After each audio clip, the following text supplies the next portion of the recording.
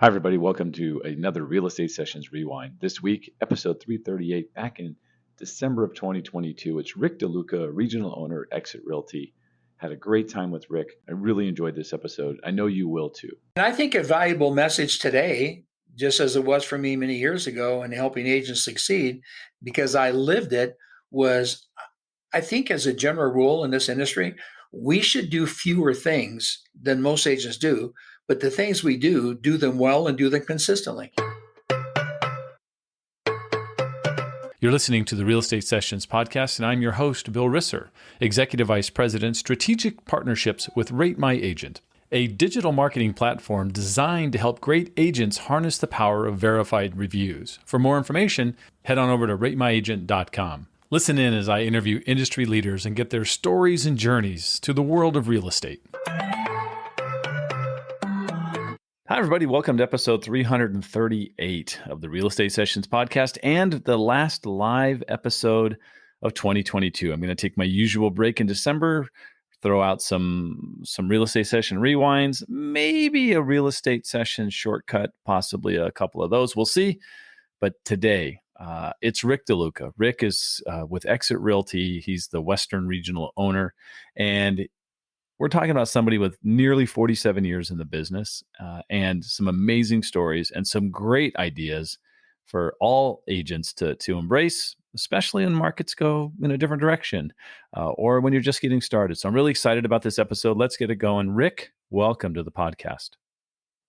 Thank you very, very much, Bill. My pleasure to be here. Well, I'm really excited. You know, I checked out a little bit of your story online, and it's the perfect guest for the real estate sessions because we get to talk a little sports, which is going to be fun. But then we got to talk a lot about real estate, and especially what's happening in this world today. And I know you've got a lot of experience, so we'll start there. But I know that you grew up in Los Angeles. I grew up in San Diego. You know that means there's like an instant rivalry, right? Because we were the little redheaded stepchild, never wins anything, and you're LA where you guys win all these championships. Tell me about growing up in LA. Yeah, born and raised Southern California in the LA area, and in my era, I mean, in the '60s, so it was a great place. Great place to be raised. Got the ocean, got the mountains, and I pretty much lived for sports. I mean, that's why I went to school, to play ball and date. That was it. Yeah, let's talk about that. I'm just going to guess that you were playing ball and an athlete, but at a very young age. And it wasn't, we'll talk about baseball specifically shortly, but I'm just guessing you played a whole bunch of different sports. Yeah, back then, of course, traditional sports, basketball, baseball, football, and in all honesty, football was my favorite sport. I was a wide receiver, and I, set some records, and I just loved playing football. And but then when the season changed, I caught my first game at 8 years old, and the reason I was a catcher, I think I remember this, is that no other 8-year-old was willing to get behind a plate and get smacked with a ball. So, so I put on the gear, looked like a clown probably back there. But yeah, I caught my first game at 8 years old. I caught my last game at 38 years old in fast pitch softball. Wow. That's yeah. So first of all, so fast pitch softball, you're still decked out in all the gear. This isn't slow pitch. You're still wearing a mask, at least some shin guards, I'm guessing. Yeah, the mask and shin guards, no chest protector. But yeah. I've had on my right hand, I've had every finger's been broken at least once. Because this is I've never really said this out loud. This is how bright we were. We were taught, in the 50s, 60s, and even to the early 70s, to catch the ball with your non-glove hand with your fist up so you could cover the ball when it hit your glove, right? And so foul tips and stuff just shattered our fingers. And we're on a podcast, people can't see it, but this finger's been broke like 4 times. And then Johnny Bench came along in the early 70s, and he put his right hand behind his back, and we all said, well, that's a good idea. So for 100 years, we had our right hand up there getting smacked by a ball. So maybe the glove technology got better in the 70s. I don't know. But that's awesome. Tools of ignorance. I mean, that's what they call it for a reason, right? It was always, it's a tough, you're a part of every play, but that also means you got opportunities to be nicked up quite a bit, right? Yeah. But Yeah. I knew, back then, again, in my era, it was the quickest way to the big leagues, being a Yeah. catcher. Yeah. And I could hit the ball, or at least I thought I could. I hit over 400 in high school, and got some awards and stuff. And was very fortunate. Got invited to play some pro ball, which did not last very long because I found out everybody's really good. So Yeah, I think people struggle with that part of it, right? It's the jump from high school to college, from college to pro. I mean, it's a massive difference. I think people don't understand. Is that kind of where we're going with that? no, Yeah. absolutely. I mean, again, and I'm not bragging, but I was a really good athlete. I had a couple scholarship offers, and I had no really interest, quite honestly, and that's a separate story. But I thought, hey, I can play in the big leagues, and I'm in the lowest. I was playing rookie ball, right? And Right. when I got there, I was feeling pretty good. But literally, that expression we've all heard, "men amongst boys." Well, I was one of the boys. Hmm. I mean, there were just some guys that were just so far beyond ability wise than I was. It was real evident very quickly that this isn't a future that I'm going to pursue. Right. It was with the Dodgers too. How fun was that? I mean, even for the short time you were there, it had to be kind of cool that it was the team you grew up rooting for.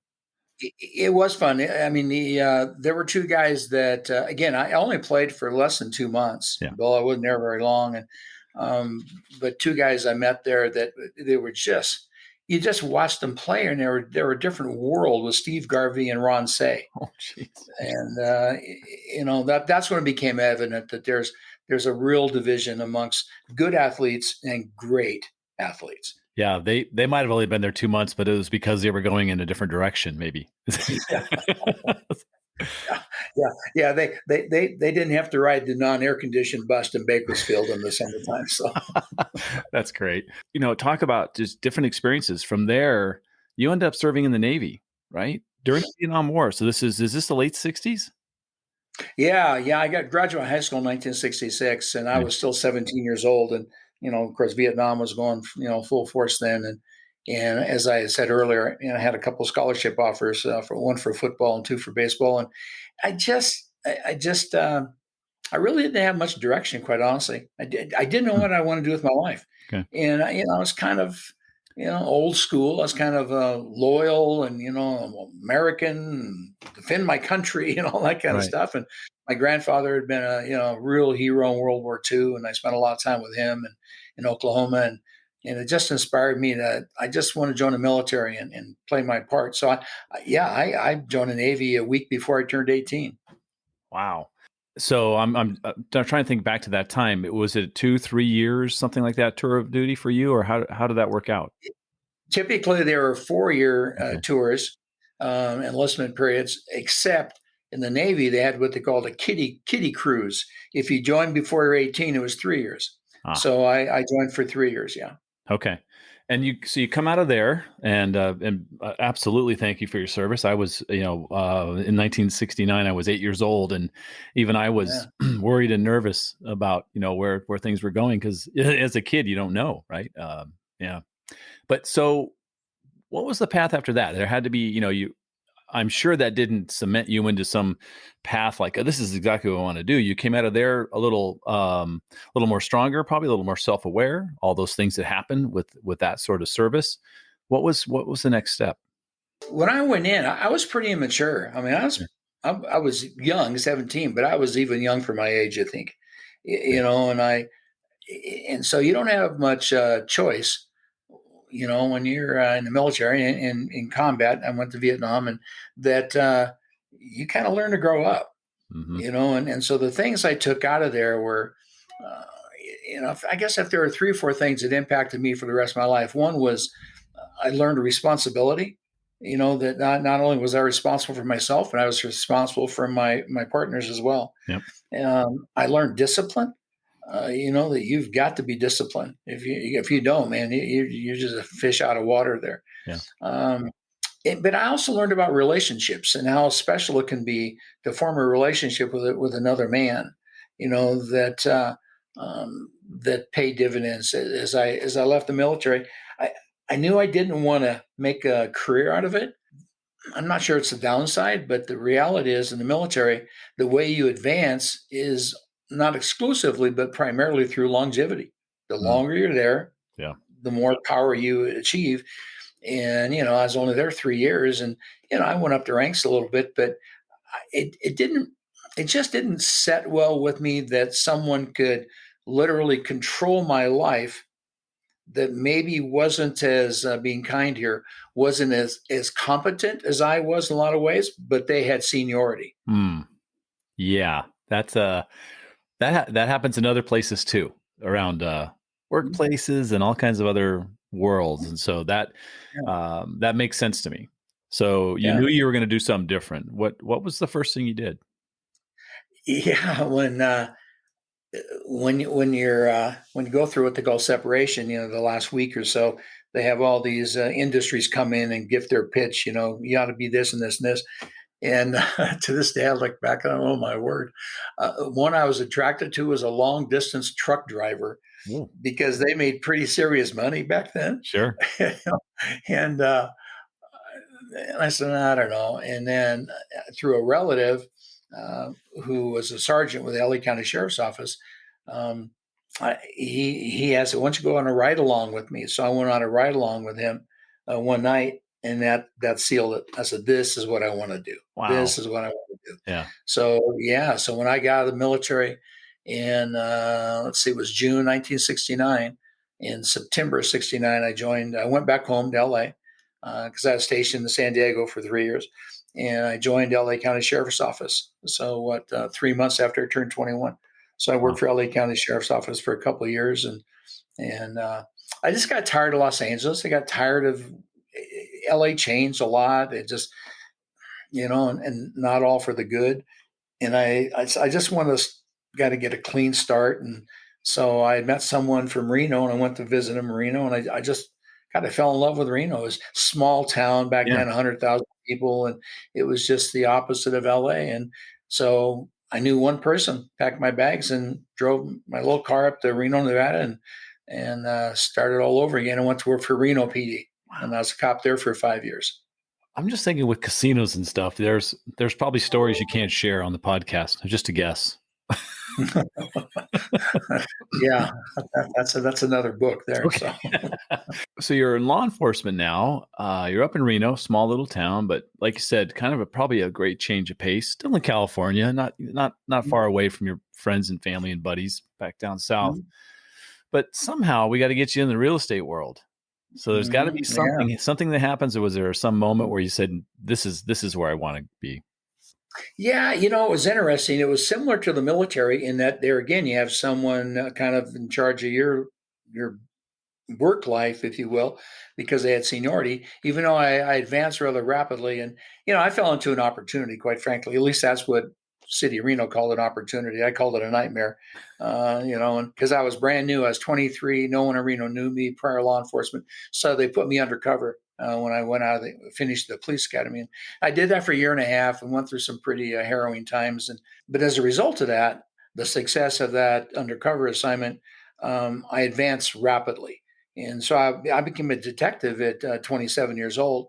That was a learning experience in itself, in that you're overwhelmed with your caseload. You have so many crimes you're responsible for, and it was frustrating. I felt like I was letting people down because I couldn't solve them all. It's not like the movies. It's not like a TV show for 60 minutes you solve them all. Yeah. And then kind of getting to your question here, Bill, but it became apparent to me that law enforcement wasn't a good long-term decision for me, because I became too involved with the people. And I handled a homicide case of a 19-year-old co-ed had her throat slit, and I found her, and I had to tell her parents. And there again, I couldn't solve it. I worked on it for weeks and weeks and weeks and weeks, and I couldn't solve it. And years later, it was solved because of keep in mind, it's 1976, and I picked up a little cigarette butt and put in a little Ziploc deal. Mm-hmm. Well, there was no such thing as DNA in 1976. Well, Right. about 3 years ago, they took that little cigarette butt out and ran DNA, and they found it was a serial killer who was in prison in California. So they solved it all those years later, 40 some years later. Wow. But where I'm going with that is that I became too involved emotionally with the family. of the victim. And you can't do that in law enforcement. You got to compartmentalize, and I did to some degree, but not as much as I knew I should. And so for me, the handwriting was on the wall that I don't want to go through this for 20, 30 years. Right. And my best friend, Dwayne, and I had a little bit of money, and we said, let's buy a duplex. And I don't even know why we thought that, but we went to a guy, Bill Myers, Myers Realty in Reno. And so somebody recommended him to us. I don't remember who it was. And so we bought a duplex on Buena Vista Avenue and became landlords. And I said, wow, I kind of like this. And throughout the entire transaction, Bill kept telling me, God, you'd be great in real estate. You need to get real estate. And then years later, I found out Bill told everybody you'd be great in real estate. So, he was just constantly recruiting people. Yeah. And so I did. I went to the real estate school 3 times. I quit twice. Oh, I just quit, and I just, and I finally, the owner of the real estate school kept tracking me down and said, get back in here. So I finally finished it. I passed the state exam by 2 questions, barely passed it. And all of a sudden, I R1, so now I'm a real estate guy, but I wasn't ready to leave law enforcement yet. And so for 1 year, I was a part-time agent and made no money at all. No money at all. Very common story. Yeah. But it whet my appetite. What little I saw, I said, geez, this is something I think I could really get into, because it is about relationships, and working in real estate is about discipline. Yep. And being held accountable. And so it kind of fed that part of me. And my dad was real successful in the car business, his own car dealerships in Southern California. He had taught me something when I was 16 years old, working for him between my junior and senior in high school. And I talked about all the cars he sold, because I watched them all. And we had lunch one day, and I said, Dad, you sell I can't believe how many cars you sell. And he said, yeah, we're very fortunate. We sell a lot of cars. He goes, well, let me tell you something. He said, someday if you take over this business, which was his goal, he said, I want you to remember this. You got a sales department and you got a service department. He said, your sales department is critical, but if you take over this business, I want you to put the emphasis on the service department. And here's why. If I sell someone a car and they come in for a service and they get lousy service, I will never have an opportunity to sell them another car. Yep. And so I remember that, my whole life remember that. And so when all of a sudden I'm in a real estate business and I'm looking around, I'd never gone to college. I didn't have any business experience. I'd been a failure as a part-time agent, and I was intimidated. And I said, I'm going to do the one thing my dad told me, and that is I'm going to focus on service, because that's really all we have to sell. We all charge the same about the money. Come on. Yep. And we all do kind of the same things. And so if I'm going to compete in this industry, I need to focus on the service aspect.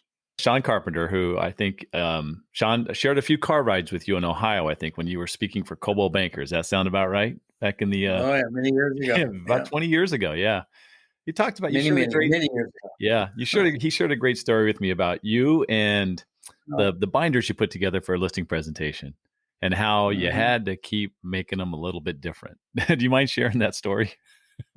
Well, yeah. Again, I fall back on what I said a couple of minutes ago. Yeah.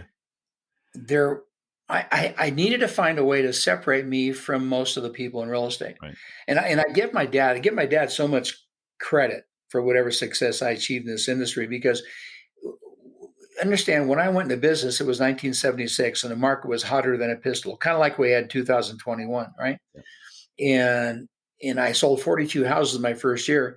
And I thought, man, this is a piece of cake. I got this all figured out. Right. Yeah. And I'm making money for the first time in my life, because I've been making $19,000 a year as a detective, working about 70 hours a week. And I'm making more money I ever made. And I'm just having fun. And that lasted for about 2 years, until October 1979. And it's like someone turned the faucet off. Mm-hmm. And interest rates got up to 19%. We couldn't give away houses. So where I'm going with that, within 6 months, I was broke. I was your typical superstar agent who thought he knew more than he did. Yeah. And I had enough money to last another 90 days. I actually went back to Reno PD and asked Chief Parker for my job back. And he said, well, you've been gone too long. You have to start over again. I didn't want to do that. So I called my dad and I said, Dad, I got to figure this thing out. Nobody's buying houses. And he said, I'll never forget this. He goes, he says, even with 19% interest rates, Rick, I think people are still buying houses. You just need to find the ones that are buying. And I said, okay, well, what do I do? Because here's the message. Because so many people probably listening to this, Bill, maybe they started their career in 2014, 15, 16, and it just went up and up and up and up and up. What I learned firsthand is this: the toughest part about a hot market, if you're not careful, it'll create horrible work habits. And I got caught with that. I didn't keep in touch with my database. I mean, I'm making sales and I'm on to the next. It's almost embarrassing to admit that, but I was working 7 days a week. I was single. I mean, it's, making money and buying Ferraris, and I was having a great life, but I created some really horrible work habits. And so when the market turned, my dad said, you need to start over again. You need to build this thing from the ground up. And I said, well, what do I do? And here's the first piece of advice he gave me. He said, you've been doing it now for a couple of years, so you know the industry kind of. And he said, I want you to take out just a legal tab, and I want you to write down for the next few days everything you do as a real estate agent. Every single thing you do, just write down everything you do. And so I wrote down, we do listing presentations, make phone calls, and we present offers, and we show properties, we hold open houses, and, and the list goes on and on and on. And so a few days later, I called my dad, said, okay, I got my list. And he goes, okay, let's go through it. He said, now here's what I want you to do. Every one of those activities you do as a real estate agent, I want you next to that activity to write down, what does the average agent do? What does the average agent do for each one of those activities? Mm-hmm. I said, okay. And so I did that. And then the next week when I talked to him, he goes, okay. He said, if you're going to make it in this business, you simply need to make a decision to do more than the average agent. And now that you've consciously recognized what the average agent does at an open house and showing properties and listing presentations, you need to raise the bar and identify what will you do that the average agent won't do. And then he also said this, which was key. He says, don't fool yourself for a minute to think you're going to do more than the average agent in everything in real estate. Right. You pick out the ones that you believe that you can do more. Well, one of them was listing presentations. And I go back to the lunch I had with my dad at 16 years old. And I'm trying to figure out, here's the guy I live with, and we had a nice home and good lifestyle and everything else because he was successful. But here's a guy that I had never seen in action until I went to work there as a lot boy. And I told my dad, I said, Dad, you sell so many cars. I mean, you sell 2 or 3 every one of your salesmen sell. How do you sell so many cars? And he looked at me and he said, I only show people cars that they like. And I said, well, how do you know what they like? He goes, I asked them. I said, man, brilliant, right? But here's what he said. Here's a direct quote from my late father, Pete DeLuca. He said, Rick, never try to be the answer to people's prayers until you know what they're praying for. Nice. And so from day one in sales, that was my mantra. That was my intro. When I went into a listing presentation, good friend, total stranger, made no difference. I asked them, what are the 3 or 4 most important things you want to talk about this evening? Rather than me going in there and here's all the stuff we do. Yeah. And it was a great way to learn how to sell real estate.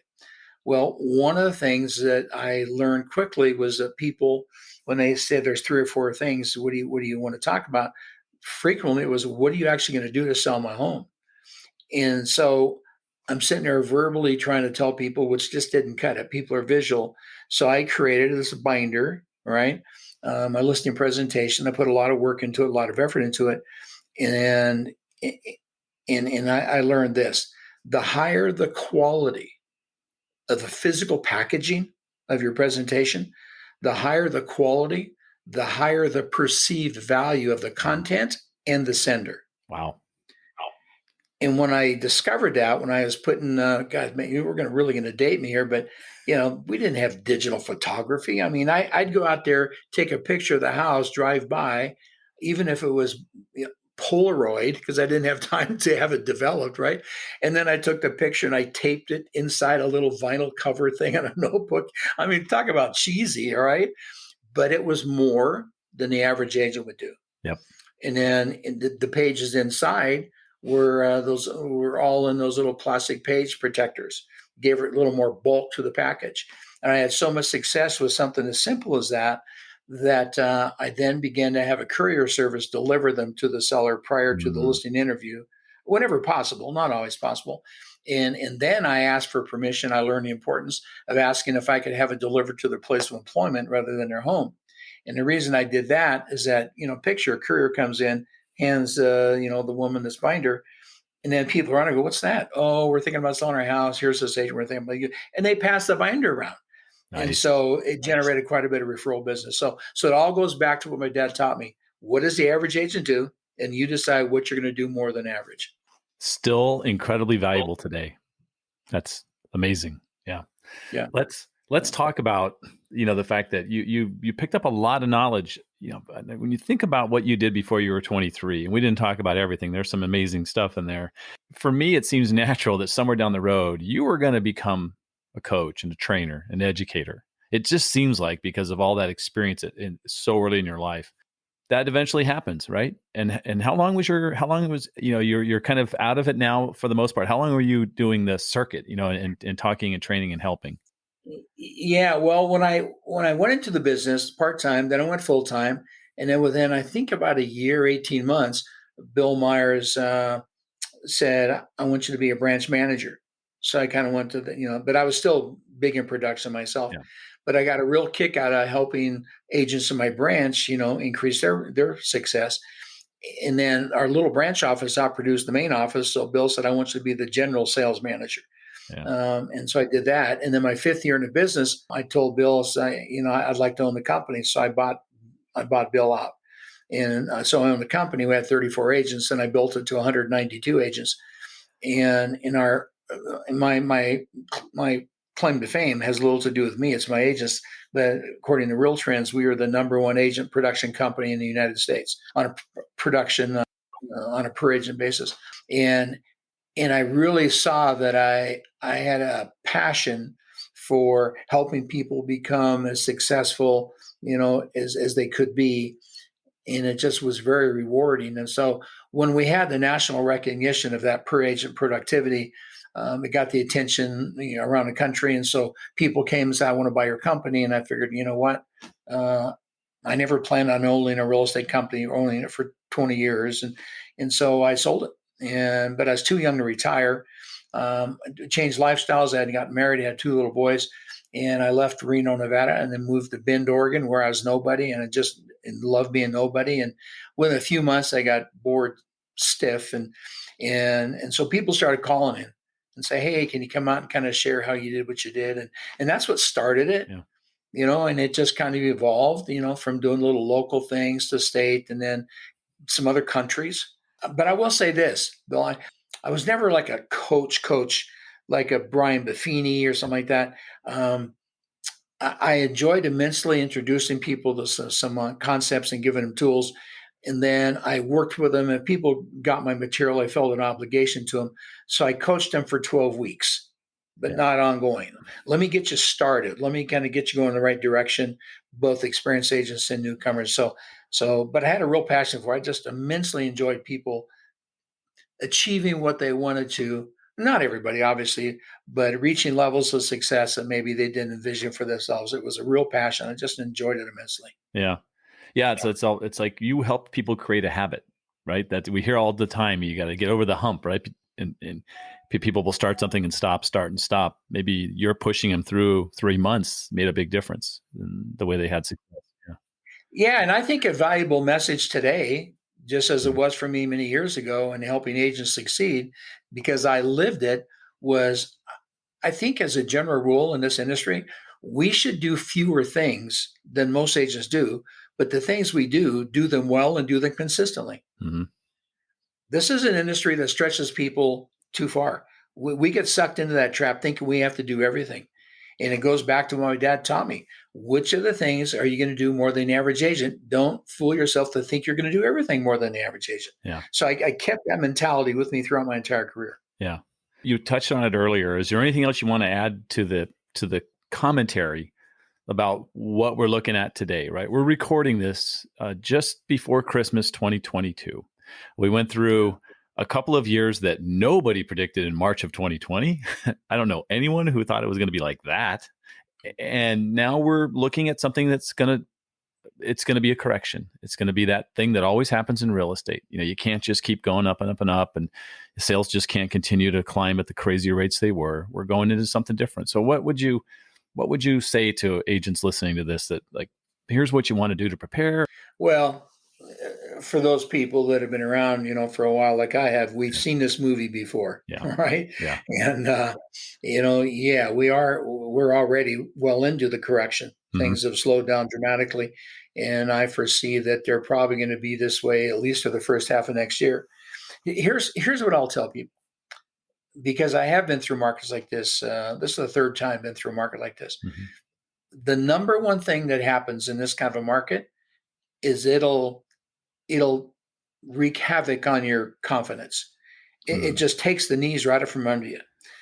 It begins with, and I don't want to lay blame anywhere, but it begins with news media who will jump on a story about layoffs and interest rates and inflation and all the negative things. That seems to be what happens with news media, and then that news media impacts consumers. And consumers start talking about it, worried about, oh my gosh, what are interest rates go? Oh, I should have refied when it was 2.75. Now it's 7%.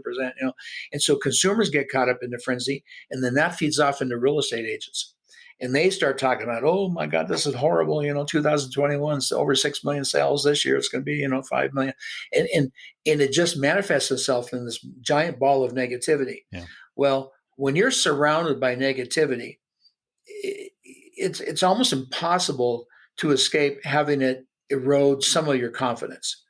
It's just, you begin to question, my gosh, how bad is it going to be? Is this going to be another bubble, right? And we won't go into detail, but all the factors are in place. It will not be another bubble, but it is a serious course correction. Yeah. And so people get caught up in it and starts banging away at that confidence. So my message to people, right now I've got over 700 agents I'm responsible, in the Western United States. And I'm trying to get a message across. Do anything you can to maintain your confidence, to increase your confidence. If the market's down, here's the first message. You need to know the market. You need to know it. You can't just kind of go with your gut. If the market's down 17%, then know it's down 17%. If the market is down 3%, no, don't get caught up in hype, all right? Yeah. Because you've got to be what I've called for years a proven source of real estate information. It's more important in this kind of a market than ever before that buyers and sellers, consumers out there can depend on the information you convey to them. And if you're going to convey information, it had better be accurate. So don't get caught up in national things, because I've got 7 states to oversee. Some states are going to get hit harder than others. Yeah.